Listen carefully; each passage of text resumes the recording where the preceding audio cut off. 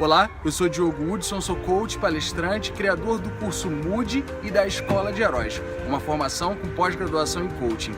Eu estava aqui a passeio em Petrópolis, mas eu não posso deixar de falar com você sobre esse tema.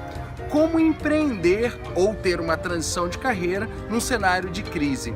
Eu estou aqui visitando o Quitandinha, como você pode ver aqui atrás, e eu vou contar a história do empresário que fez o Quitandinha ser construído e fez o Quitandinha acontecer.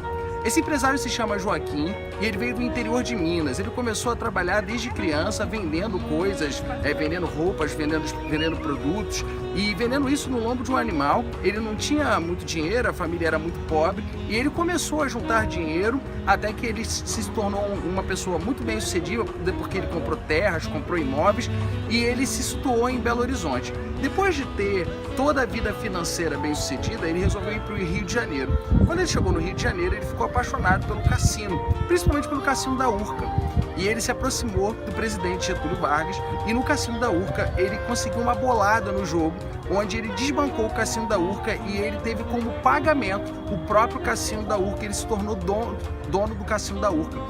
E diante daquele cenário ali no Rio de Janeiro, ele se tornou um dos empresários mais influentes da época. E ele quase não é divulgado no nosso cenário brasileiro como um empresário bem-sucedido. No entanto, ele comprou o cassino da Urca, né? Ele conseguiu adquirir através dessa bolada que ele deu na mesa de jogos e ele se tornou um empresário bem-sucedido porque ele se afiliou a alguns artistas da época, como por exemplo a Carmen Miranda, a Grande Otelo, e ele começou a empreender.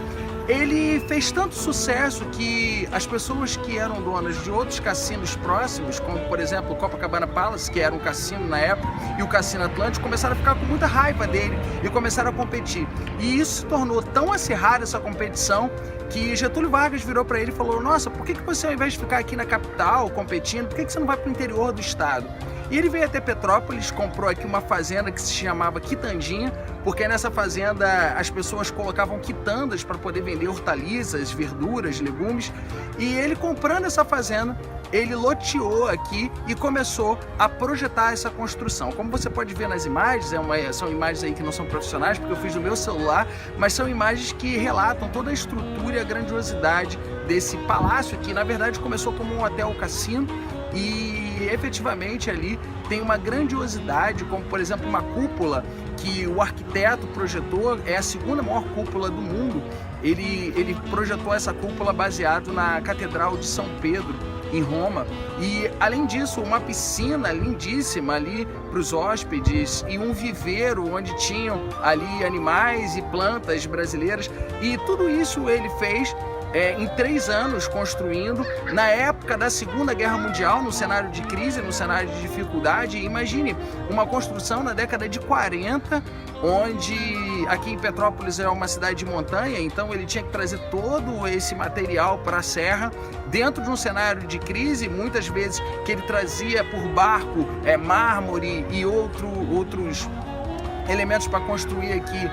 Os navios eram bombardeados porque estavam em cenário de guerra e ele resolveu colocar 1.500 operários trabalhando aqui para poder inaugurar em 3 anos. Só que tem um porém, quando foi inaugurado, durou 1 ano e 8 meses as mesas de cassino, porque em 46 foi proibido no Brasil o jogo. E para você ter uma ideia, ele era tão empreendedor que as 1.500 pessoas que trabalharam como operários, ele contratou alguns profissionais da França e da Itália para capacitar essa mão de obra de operários para se tornarem garçons, confeiteiros, cozinheiros. Então essa mão de obra operária que foi para construir o Quitandinha, ele aproveitou na cozinha. E para você ter uma ideia, cerca de 120 pessoas trabalhavam no turno da cozinha, que era uma cozinha industrial, e tudo isso ruiu a partir do momento que foi proibido os jogos no Brasil.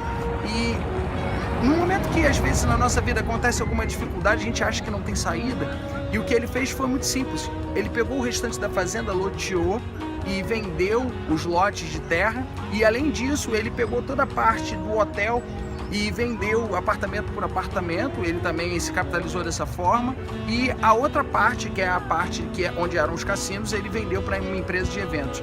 E por que eu estou te contando essa história? Porque Diante das palestras que eu ministro aí por todo o Brasil, eu vejo que tem muitas pessoas querendo empreender. Saiu uma estatística que 25% dos brasileiros querem empreender e muitas pessoas estão inseguras de empreender ou fazer uma transição de carreira no cenário de crise. E eu vou te dar agora 3 dicas baseadas nessa história que são muito simples, mas são muito poderosas. A primeira dica é: você precisa estar faminto. Às vezes a gente acha que a gente precisa de todos os recursos para poder fazer alguma coisa.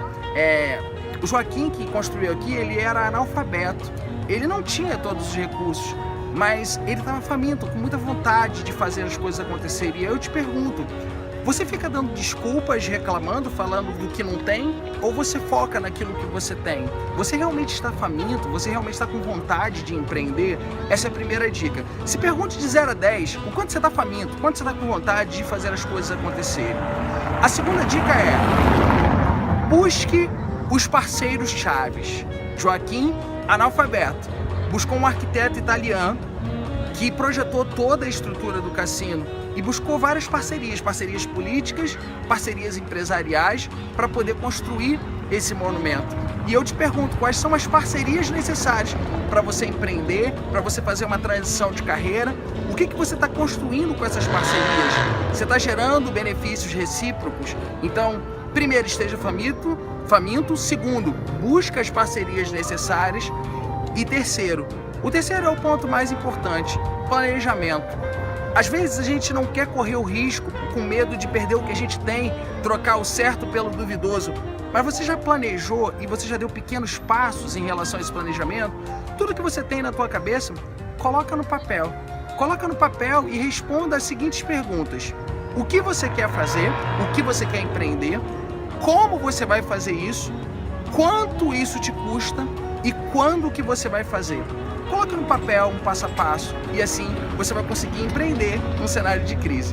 Bom, se você quiser continuar sabendo mais informações sobre como empreender ou ter uma transição de carreira no cenário de crise, eu preparei um workshop aí. Então, se você quiser se inscrever aí, é só você clicar aí e se inscrever nesse workshop. Aproveite para curtir e compartilhar esse vídeo. Nos vemos no próximo vídeo. Valeu!